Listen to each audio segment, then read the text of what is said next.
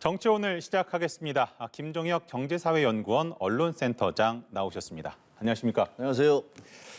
일단은 문재인 대통령이랑 윤석열 대통령 당선인이 내일 처음으로 이제 대선 후에 만나게 되는데요. 배석자가 없이 만난다고 하더라고요. 그렇죠. 네. 근데 이제 윤석열 당선인이 걸어온 길을 생각했을 때 내일 독대가 갖는 의미 어떤 게 있을지 좀 짚어주실까요? 저는 제 개인적으로는 두 분 다 만감이 교차하는 만남일 것이다 이렇게 생각이 듭니다. 다 아시다시피 문재인 대통령이 발탁한 윤 총장 아닙니까? 그렇죠. 승승장구를 했었는데 결국은 갈등이 벌어져서 뛰쳐나오게 되고 그래서 상대편으로 싸운 다음에 이제 차기 대통령이 됐단 말이에요. 그러니까 아마 그런 윤 총장을 바라보는 문 대통령도 그렇고 또 자기를 임명했던 분과 맞서 싸웠던 윤 당선자도 그렇고 두 분 모두 다 아마 감회가 새로울 것이다 이런 생각은 듭니다. 그런데 보면은 이게 박근혜 전 대통령 같은 경우는 탄핵이 됐기 때문에 문재인 대통령은 만남을 하지 그렇죠. 못했어요. 예. 그렇죠. 그다음에 박근혜 대통령과 이명박 대통령은 인수인계를 했는데 그때는 그래도 같은 당에서 창출이 됐잖아요. 그러니까 박근혜 대통령으로서는 좀 섭섭한 부분도 있었지만 그래도 이명박 대통령의 측근들이 막판에 많이 도와줬단 말이에요. 그래서 그런 부분들에 대해서는 갈등이 별로 없었을 거라고 생각하는데 저는 이 만남이 어떤 생각이 드냐면 DJ와 YS. 예. 그러니까 김영삼 전 대통령 후임으로 김대중 대통령이 당선됐을 때 그 모임이 자꾸 떠올라요. 왜냐하면 두 분은 굉장히 가까운 사이였다가 민주화 동지였다가 또 경쟁자였다가 반대당에서 서로 싸우고 이런 특이한 그런 이력을 갖고 있단 말이에요. 그런 이력을 가지면서 인수인계를 받아야 되는 그런 입장이 됐을 때 그때 YS와 DJ는 서로를 바라보면서 어떤 생각을 했을까 이런 생각을 하는데 이번에 아마 윤석열 당선자와 문재인 대통령도 그런 생각을 하시게 될 것 같아요. 그런데 대개의 경우는 이제 최고 지도자는 되게 외로운 자리거든요. 예. 외로운 자리여서 원래는 과거에 유명한 얘기가 뭐냐면 모택동과 네. 닉슨 미국 대통령이 만났을 때 나중에 알게 됐지만 둘이서 별의별 얘기 다 했다는 거예요. 그러면서 닉슨 대통령이 내가 해보니까 권력은 꿀보다 답디다. 이런 얘기를 심지어 했고 모택동도 이거 내 인민들을 다스리려면 말이야 이러면서 자기 노하우도 전수하고 이래서 가장 꼭대기에 있는 두 사람이 그리고 또 외로울 수밖에 없는 고독한 자리에 있는 두 사람이 서로 많은 얘기를 주고받았다는 그런 것들이 나중에 알려졌었거든요. 그래서 글쎄 문재인 대통령과 윤석열 당선자가 어떤 얘기를 주고받을지 참 궁금해져요. 일단 YS와 DJ 전직 두 대통령의 만남을 이제 떠오른다고 말씀을 해주셨는데 네.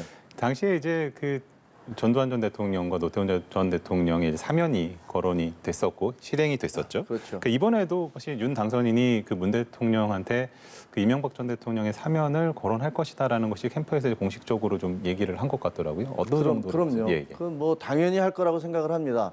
대표적인 사례가 김대중 대통령이 당선된 지 이틀 만에 김영삼 대통령을 만나서 네. 노태우 전두환 두 전직 대통령에 대한 사면을 요구를 했단 말이에요. 그래서 발표를 했어요.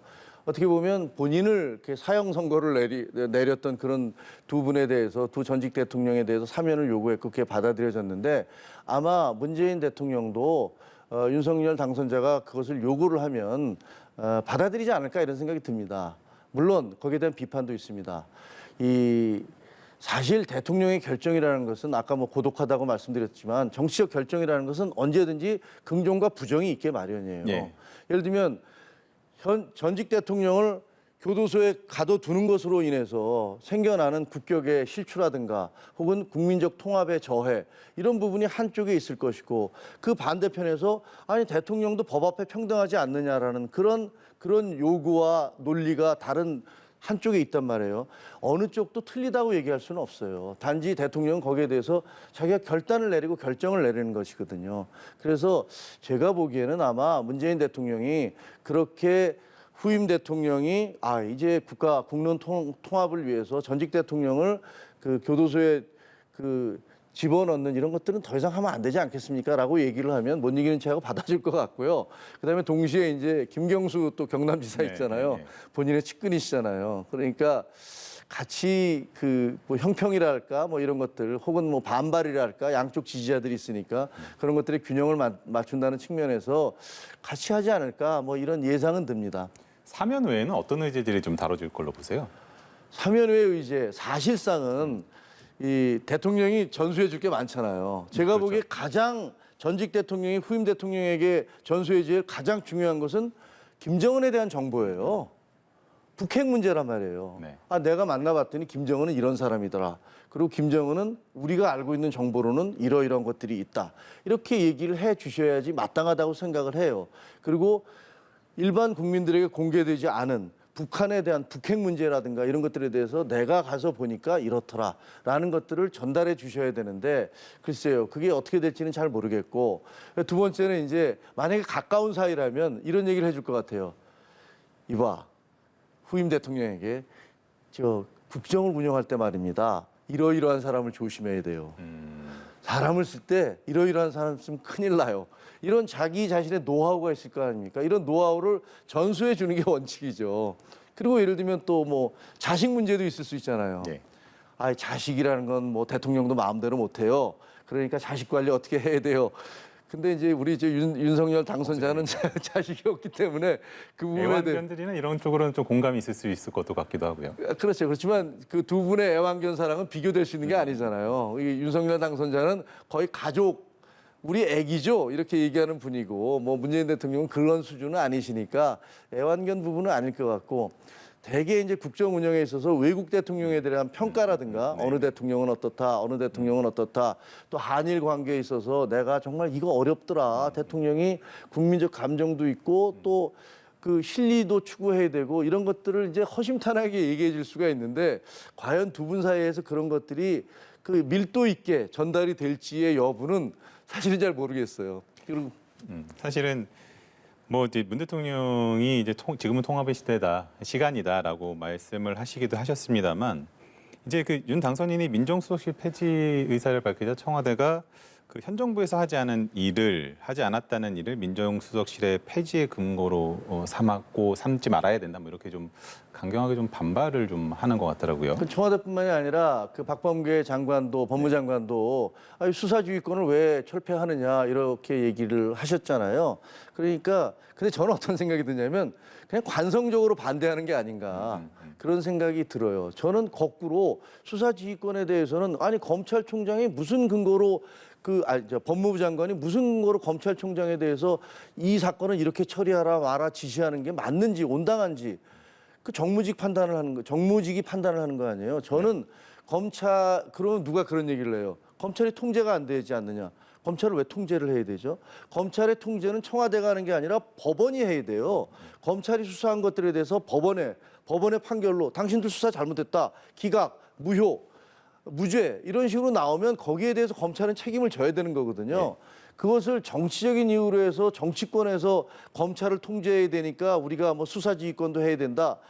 지금까지 수사지휘권 한 거 보세요. 보면 김종빈 검찰총장 때 천정배 장관이 했는데 그 강정구 교수에 대해서 국가보안법 위반 혐의 그거 불구속 처리해라. 이것도 정치적인 얘기였고 네. 이번에 윤석열 총장에 대해서 그 얘기했던 것들 추미애 장관이 뭐 내 명을 어기고 뭐 이러면서 계속 하셨잖아요.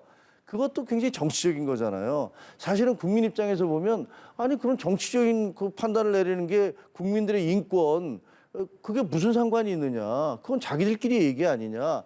그래서 박범계 장관이 수사지휘권이 마치 폐지되는 게 무슨 국민의 인권과 관계 있는 것처럼 얘기하시는 건 전혀 뜬금없는 소리라고 생각이 들고요. 청와대 민정수석실에 대해서는 조국 민정수석이 있었으니까 그 부분에 대해서 민정수석실이 문제가 있다라고 하는 것들이 뭐 우리가 잘못했다는 거야? 뭐 이런 기분 나쁨의 반영인 것 같은데 뭐 그렇게 받아들일 일은 아니다. 저는 그렇게 생각을 합니다. 그런가 하면은 이제 그 민정수석실의 중요한 또 업무 중에 하나가 인사검증이 된대. 그렇죠. 근데 그 부분을 이제 그 김은혜 대변인은 발표를 하면서 이제 그 법무부나 경찰에 좀 이전을 한다 이렇게 좀 이야기를 했는데 그 권성동 의원 같은 경우는 별도의 비서실을 만든다라고 얘기를 해서 좀 다른 내용이더라고요. 그렇죠. 아마 그것을 놓고도 아직까지 내부에서 정리가 완전히 되지는 않은 것 같아요. 그러니까 아마 이런 식의 불협화음이 계속 나올 거예요. 그런 과정에서 정리가 되긴 할 텐데 저는 민정수석실이 그 역사를 따져보자면 박정희 전 대통령 때 워낙 장기 집권을 하다 보니까 이제 친인척들의 발호가 많았잖아요. 네. 그러다 보니까 박 대통령이 야, 이거 우리 친인척들을 좀 감시해라고 하면서 이제 민정수석실 비슷한 걸 만들었단 말이에요. 네. 근데 그때는 수석실이 아니었죠. 그리고 그게 사정비서관, 그러니까 공직의 기강을 다루는 사정비서관, 그리고 민정비서관, 주로 예를 들면 인사라든가 대통령 주변의 문제를 갖다 다루는 민정비서관이 됐는데 이게 통합이 됐어요. 통합이 되면서 민정수석실로 되면서 정말로 무소불위의 기관이 돼 버린 거란 말이에요. 아무도 민정수석실을 건드릴 수 없어서 왕수석이라고 불리고, 그리고 청와대 비서실 기능의 거의 절반 이상을 민정수석실이 하기 때문에 사실상 부통령 비슷한 거 아니냐 뭐 이런 얘기까지 있었단 말이에요. 그리고 문제는 민정수석실을 견제할 기관이 아무도 없어요. 대통령이 인사로서 민정수석을 바꾸기 전에는 민정수석실을 컨트롤할 수 없는데, 민정수석실이 경찰, 검찰, 그리고 공직자들을 다 관리를 했단 말이에요. 인사 자료를 다 받아보고, 그다음에 그 사람들이 문제가 있다고 해서 수사를 시키고, 이런 일들을 했단 말이에요. 저는 윤석열 당선자가 저렇게 강력하게 민정수석실 없애야 된다라고 주장하는 이유가 뭐냐? 제가 추정하기에는 본인이 당해봐서. 본인이 검찰총장 하면서 이거 뭐 민정수석이 계속 이 수사 이렇게 하면 됩니까? 저 수사 저렇게 하면 됩니까?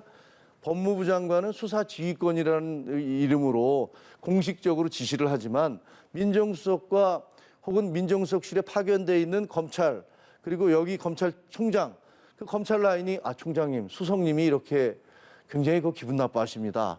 뭐 이거는 좀 방향을 바꿔야 될 것 같습니다. 이렇게 얘기를 한다면 사실상의 지시잖아요.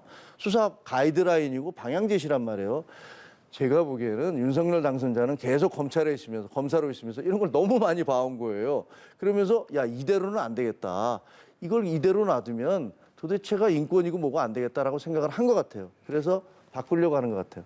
그런가 하면 또 이제 국민의힘과 국민의당 합당, 이게 좀 즉각 공언할 때는 일주일에 될 것이다 뭐 이렇게 얘기를 했는데 지금 진행되는 상황으로는 조금은 차질이 있어 보이고, 이거 뭐 어떻게 진행될 것으로 좀 예상하세요? 그거는 뭐 지방선거가 또 있다 죄송하지만 국민의당은 사실상은 어떻게 보면 안철수 대표의 1인당 성격이 강한 게 사실이에요. 이거 안 대표님 죄송합니다만, 왜냐면 안 대표님을 굉장히 좋아하는 분들로 이렇게 뭉쳐 있고, 네, 사실상은 이렇게 많은 의원도 3분밖에 안 계시잖아요. 많은 의원들이 있는 것도 아니고 조직이 이렇게 튼튼한 것도 아니란 말이에요.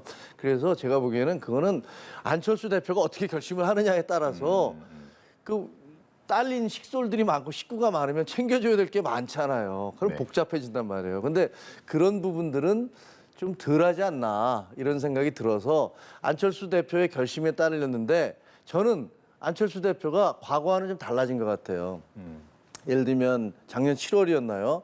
그 서울시장, 부산 그 시장 재보궐선거에서 이긴 다음에 안철수 대표는 사실 합당하고 싶어 했잖아요. 그렇죠. 근데 그때 이준석 대표와 김종인 위원장이 사실상 좀 막았단 말이에요. 막은 걸로 알려져 있어요. 그렇죠, 뭐 제가 알려져 옆에서 있죠. 보지 않았으니까 말씀 못 드리겠지만, 그렇게 했기 때문에 안철수 대표는 이제 좀 밀려나면서 좀 기분 나쁜 부분이 있었는데, 제가 보기에는 이번에는 안철수 대표가 윤석열 당선인에 대해서 상당한 나름대로 신뢰가 좀 있는 것 같아요. 그때 윤석열 당선인이 아니 우리가 무슨 종이 쪼가리가 뭐 필요 있습니까? 우리가 그냥 만나서 얘기하면 되지라고 했잖아요. 그러고 나서 바로 인수위원장을 실제로 임명을 했단 말이에요. 그때 국민의당에서 나온 그 논평을 보세요. 첫 단추를 잘 꿰고 약속을 지킨다고 생각한다라고 얘기를 했단 말이에요. 그리고 지금 말은 안 하지만 안철수 대표는 나는 바빠서, 인수위원장 바빠서 다른 거 신경 쓸 거 없다 하지만, 내심은 인수위원장 끝나면 나는 총리로 가서 내가 이 국정을 한번 운영해 보겠다라는 그런 마음속에 생각을 하고 있지 않나. 그리고 그런 부분에 대해서 제가 보기에는 윤석열 당선자에 대해서 어느 정도 신뢰가 있지 않나. 그렇다면 양당의 합당 과정도 뭐 여러 가지 조건을 내걸고 이런 것보다는 나를 신뢰하고 대통령이 나를 신뢰하고 내가 뭐 여기서 나름대로 자리를 잡을 수 있다면 그렇게 까다롭게 놓을 이유가 없지 않나, 이런 생각을 하실 것 같아요. 자, 민주당 얘기도 한번 해보면 그 윤호중, 박지원 투톱 비대위 체제로 지금 진행이 되고 있는데 네. 잡음이 많아요. 그래서 뭐 김두관 의원 등 일각에서는 뭐 비대위원장 사퇴까지 좀 요구를 하고, 뭐 그런가 하면 이제 더민초 초선 모임이죠. 더민초 같은 경우는 뭐 윤호중 비대위원장에게 즉각적으로 물러나라라는 얘기는 하지 않겠다라는 또 뭐 그런 기사들도 있고요. 네. 아무튼 그 당내가 좀 잡음이 있는 것 같긴 한데 예. 이 상황을 좀 어떻게 좀 보고 계세요? 저는 이제 민주당이 겪어야 될 시련, 이제 첩첩산중이죠. 사실 저 정치에서 왜 우리 농담으로 그런 얘기 하잖아요. 그 원숭이는 나무에서 떨어져도 원숭이인데 정치인은 선거에서 지면 사람도 아니다. 이런 얘기 하지 않습니까? 예, 예. 사실 정치인들에게 선거 패배라는 것은 정말 죽는 것보다는 안 하겠지만 죽음 다음으로 두려운 게 정치인들이 선거에서 패배하는 거잖아요. 더구나 이번 대선 같은 경우는 얼마나 치열하게 싸웠습니까? 뭐 표차도 많이 나지 않았고요. 20몇만 표밖에 안 났기 때문에. 그러나 룰은 룰이고 승부는 승부란 말이에요. 졌단 말입니다. 그러면 민주당이라는 게 저희가 다 알다시피 이재명 후보를 강력하게 지지했던 분들이 또 계시고 한편에 계시고 예. 한 축으로 그다음에 원래 전통적인 호남의 어떤 그런 정치인들이 계시고 또 하나는 이제 문재인 대통령을 지지하는 그런 분들이 하나 계시고 이렇게 해서 세 개의 기둥으로 서 있는 당이란 말이에요. 근데 지금 당장은 6월 1일에 지방선거가 있기 때문에 서로들 눈치만 보고 있는 거예요. 야, 이거 혹시 당내 분란이 일어나서 6월 1일 지방선거까지 우리가 대패를 하게 되면 정말 당이 문을 닫아야 되는 상황 오는 거 아니야라는 두려움이 있잖아요. 누구든지 역으로 만약에 국민의 힘이 졌어도 그런 입장이었을 거예요. 그러니까 쉬쉬쉬 하고 있지만 속으로는 부글부글 끓고 있는 거죠. 그래서 저게 언젠가는 포출될 거라고 생각을 해요. 그런데 이제 윤호중 원내대표를 비대위원장으로 하잖아요. 근데 그걸 보면서 저는 드는 생각이 그리고 또 심지어는 이재명 그 후보를 비상대책위원장으로 놓자 뭐 이런 얘기까지 얘기도, 하잖아요. 예, 예. 근데 저는 드는 생각이 아니 그러려면 송영길 대표를 왜 바꿔요? 그러려면 그냥 그 체제를 그냥 가시지. 그 국민적으로 선거에서 진 분들인데 뭔가 좀 자 어쨌든 우리가 그 많은 지지자들에도 불구하고 저희가 선거에서 졌기 때문에 여러분 죄송합니다. 저희가 자숙하겠습니다라는 모습을 보이는 게 아니라 뭐 그냥 우리가 잘못한 게 뭐 있어라는 식으로 그렇게 송영길 대표 체제를 그냥 가는 게 낫겠다라는 생각이 들고 그런 식의 쇄신으로 과연 6월 1일 지방선거에서 국민들의 표를 얻을 수 있을까? 지금 생각해보면 이재명 비대위원장 그리고 윤호중 뭐 누가 됐지 윤호중 비대위원장이 됐든 이런 분들이 전면에 서서 예를 들면 선거를 진두지휘한다. 글쎄요, 그게 참신함이 없지 않을까요? 그러다 보니까 사실은 이제 그 박지원 공동 비대위원장에게 이 어찌 보면 당의 좀 쇄신의 모습, 젊은 그 청년들의 목소리를 담는 또 여성들의 목소리를 담는 그런 모습으로 이제 외형적으로 좀 갖추는 것 같기는 합니다만 윤호중 리더십이 흔들리는 상황에서 과연 그 박지원 비대위원장이 당내 이런 갈등을 수습을 하고 지방선거 승리까지 당을 잘 추스르고 나갈 수 있겠느냐 이런 좀 우려의 시각도 있는 것 같아요. 저는 뭐 나이를 갖고 얘기할 네, 생각은 네. 없습니다. 나이는 정말 숫자에 불과한 거라고 생각을 하는데요. 하지만 지금 정치 경험 아무것도 없는 분을 26세에 그 쉽게 말하면 여성 운동을 그 엠번방 네, 사건부터 시작해서 여성들의 어떤 피해나 이런 것들을 열심히 뛰었던 분을 공동 선대위원장으로 하는 거는 그건 너무 무리수다라고 생각을 합니다.